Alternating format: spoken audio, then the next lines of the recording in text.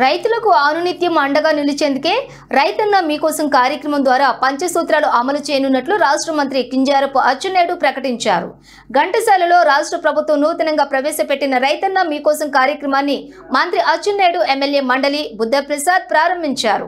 పంచాయతీ కార్యాలయం వద్ద రైతులతో ముఖాముఖి నిర్వహించి వారికి రైతన్న మీకోసం కార్యక్రమం ప్రాముఖ్యత వివరించారు.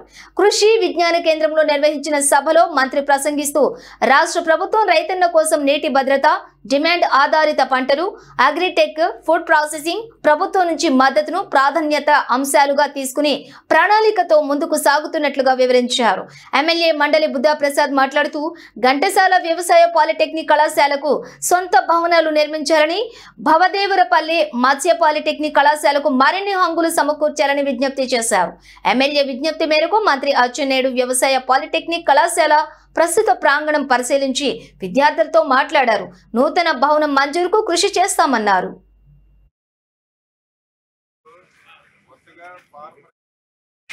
ఈ రాష్ట్రంలో అత్యంత ప్రాధాన్యత కలిగినటువంటి రంగం వ్యవసాయం, వ్యవసాయ అనుబంధ రంగాలు.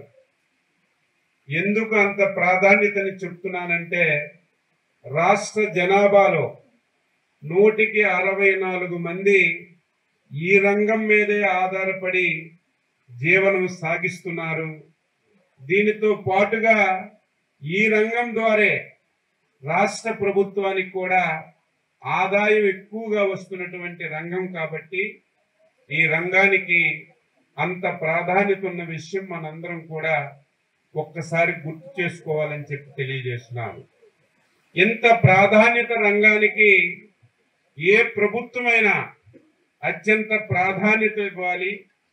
ఎప్పటికప్పుడు రైతులతో సమావేశాలు పెట్టి వారి సమస్యలు తెలుసుకొని సమస్యలు పరిష్కరించవలసినటువంటి గురుతరమైనటువంటి బాధ్యత ప్రభుత్వాలపై ఉంటుంది.